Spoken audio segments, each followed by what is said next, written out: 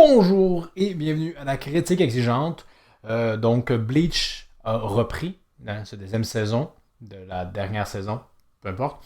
J'avais dit que quand un certain nombre d'épisodes, environ 5 sortiraient, que j'en ferai une review des 5 épisodes parce que Bleach a une place spéciale à mon cœur. Pas tant c'est des derniers arcs, mais quand même. Et les salauds, ils ont arrêté de faire des efforts. C'est vraiment l'impression que j'en ai. Si on compare à la première saison, on avait quand même joué à back contre Yamamoto où on sentait que ça aurait pu être vraiment mieux, mais que quand même, ils ont fait des efforts, ça transparaissait. Et si, pour ces 5 premiers épisodes, je peux pas en dire autant. Encore une fois, ça va être un peu pêle-mêle, là, mais globalement, les combats n'ont pas vraiment été améliorés. Le seul où je trouve que quelque chose, et encore, c'est une fois que le combat est terminé, c'est Komomaru. Une fois qu'il a vaincu Bambi, on a du visuel quand même intéressant. On a un peu la vision depuis Joa Back de la scène. On voit au loin le gigantesque Bankai de Komomaru. Ça en jette quand même. De la même façon, c'était pas dans le manga si je me souviens bien. On voit Komomaru et son Bankai derrière lui qui avance. Ça aussi, ça en jette quand même. Mais c'est une fois que le duel est terminé. J'apprécie, mais c'est l'un des rares combats qui a un véritablement ajout de qualité. Puis encore, pas durant le combat. Autre ajout, parce qu'il y en a, il y a des différences ici et là, elles sont souvent mineures. On voit Hirako qui utilise son Bankai contre des Quincy, parce que tous ses subordonnés sont morts, fait qu'il peut enfin utiliser son Bankai qui consiste simplement à la perception de qui est allié ennemi et altéré, c'est ce que son Bankai fait. Et puisqu'il est seul, tous les Quincy se voient ainsi comme des alliés et s'entretuent, si j'ai bien compris. Et c'est ça pourquoi il ne peut pas vraiment utiliser son Bankai quand les alliés, parce qu'eux autres aussi seraient affectés. En même temps, son Shikai, c'est pas le cas, non? Mais bref. L'enjeu qu'il y a, c'est que c'est 45 secondes. Juste comme, vous voulez savoir c'est où son Bankai, le voilà, merci, bonsoir, on passe à autre chose. C'est pas comme ça qu'il faut procéder. Mettez de l'amour, s'il vous plaît. La limite qui utilise son Bankai contre Bambi. D'ailleurs, différence s'il y a, dans le manga de mémoire, il poignarde Bambi, il semble lui porter un coup fatal, mais le vol standing fait que non, blablabla. Ils ont enlevé ça. Il la poignarde pas, en tout cas, c'est pas cette impression-là. Elle fait juste son vol standing et elle va le vaincre super aisément, il n'utilisera même pas son Bankai, même s'il est seul. Est-ce qu'il pouvoir s'utiliser en seul à seul, j'imagine, je veux dire, comme elle va te percevoir toi, ennemi, comme un allié, c'est quand même une certaine valeur, tu vas pouvoir juste la tuer si elle va pas se défendre, du moins pas de prime d'abord.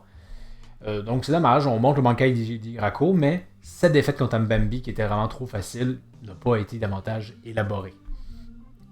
Autre ajout, on voit Isagi, Madarame et j'ai oublié son nom, mais le copain à Madarame, Ikaku, se battre contre Masque de Masculine. Avant, on les voyait juste se faire... On voyait qu'ils allaient se faire attaquer par Masque de Masculine, et après coup, Ellipse, on les voit qui ont été vaincus. Ici, on voit qu'ils ont réussi à le vaincre initialement, mais que Masque de Masculine se fait encourager par James et ici revient plus puissant qu'avant. On peut apprécier cet ajout, même si, encore une fois, en termes de combat, c'est très très court et pas du tout incroyable. Mais en même temps, on se rappelle que c'est le même individu qui était tellement puissant qu'il a réussi à vaincre un Renji qui était immense entraîné pour vaincre Aizen. Et sans un boost de puissance qu'on fait par James à ce moment-là, c'est sa puissance initiale. Donc, que les 3 vice-capitaines qui j'imagine ne sont pas plus forts que l'NJ, ou au moins peut-être aussi forts que ces derniers, mais vu comment il s'est fait mettre la pâtée, c'est un peu anormal qu'il réussisse quand même à le vaincre. Mais bon, en même temps, dans le manga, Isagi savait qu'il fallait effectivement battre James, donc il fallait bien que, oui, ils aient vu le pouvoir de James à l'œuvre. Mais n'empêche, ça avait été quand même l'air d'avoir été assez facile. Je sais pas, j'aurais apprécié qu'on développe davantage ce combat-là.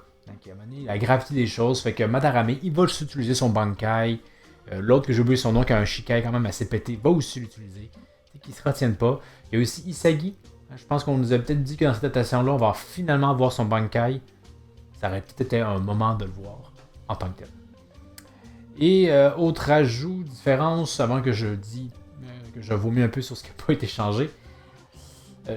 Ça commence avec quand même une belle séquence un peu plus énigmatique. Je pense que dans le manga, on a une narration qui explique un peu l'histoire de Joa Back, comme quoi c'était un enfant qui était né, qui ne pouvait pas voir ni parler, etc. Mais que Je me souviens plus trop. Honnêtement, là, je trouvais que c'est tellement contre-intuitif comme concept que j'ai pas voulu retenir ça.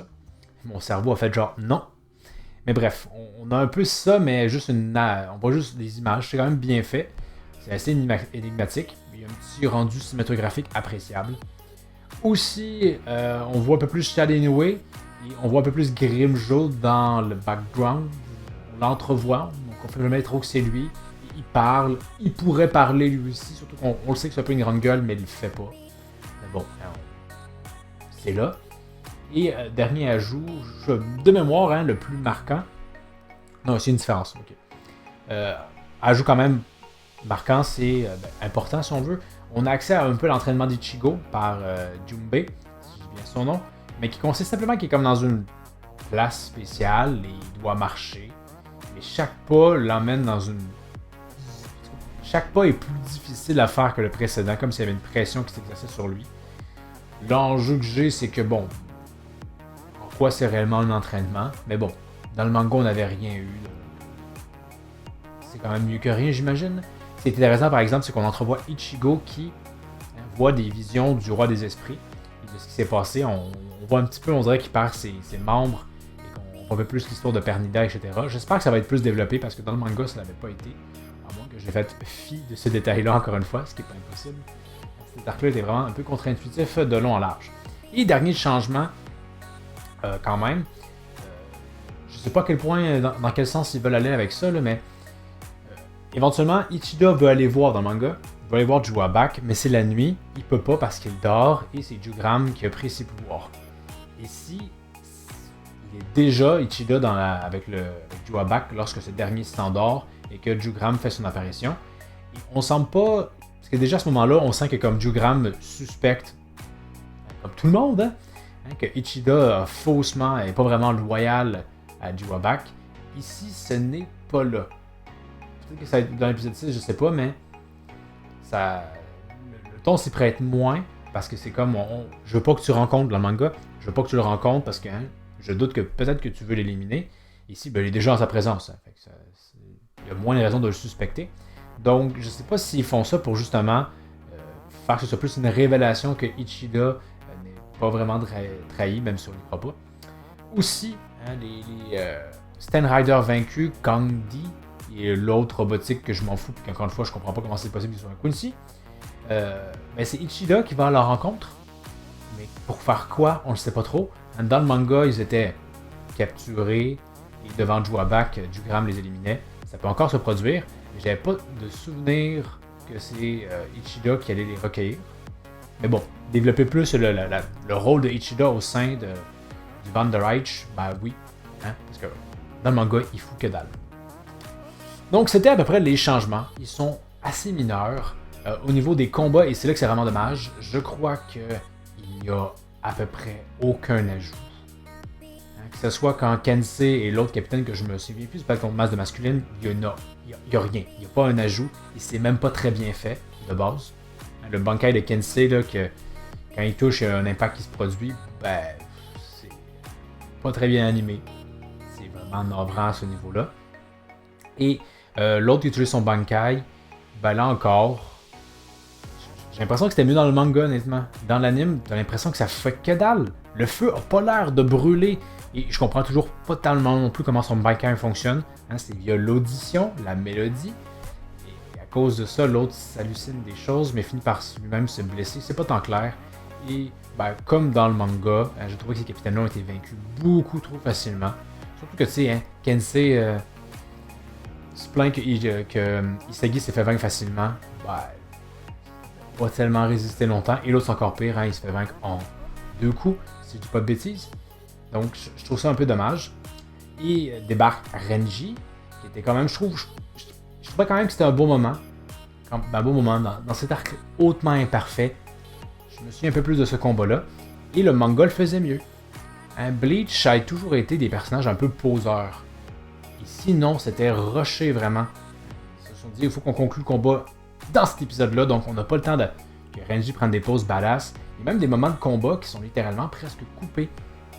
On entrevoit rapidement que Renji tranche quelque chose.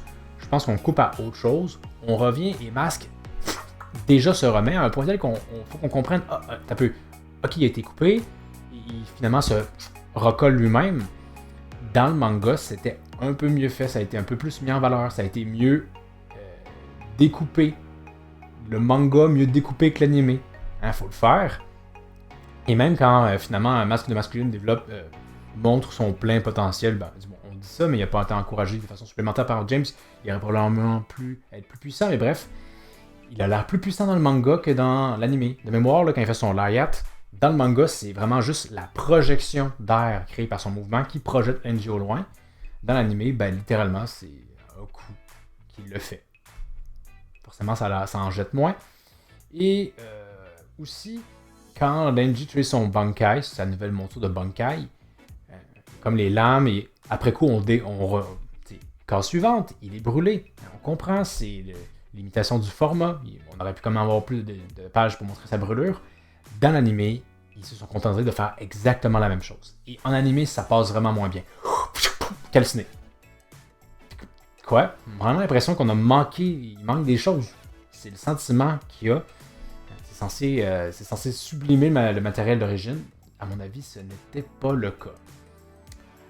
Ensuite, il y a Komomaru contre Bambi, mais bon, il n'y avait rien de vraiment tellement exactant.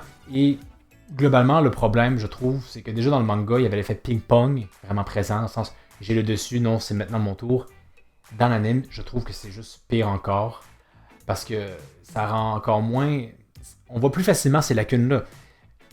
Quand Soifon utilise son Shinko et réussit à vaincre d'un seul coup le Quincy, mais finalement le Quincy non, et lui va vaincre d'un seul coup Soifon, ça transparaît beaucoup plus mal. On a vraiment davantage le sentiment que c'est juste comme je vais lancer mon attaque, tu n'esquiveras pas, et c'est mon tour, c'est mon tour, c'est mon tour.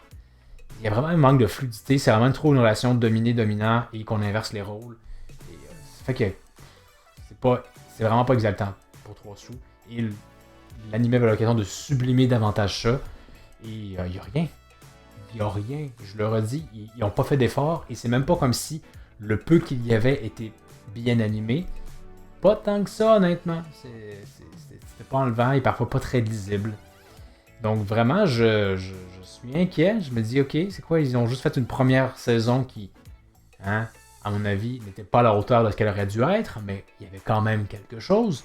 Ici, non, on dirait qu'ils se sont dit, on a réussi à capter l'attention des gens, on peut cesser de faire des efforts. Alors que vous êtes en diffusion par saison, vous êtes censé avoir le temps de bien faire les choses.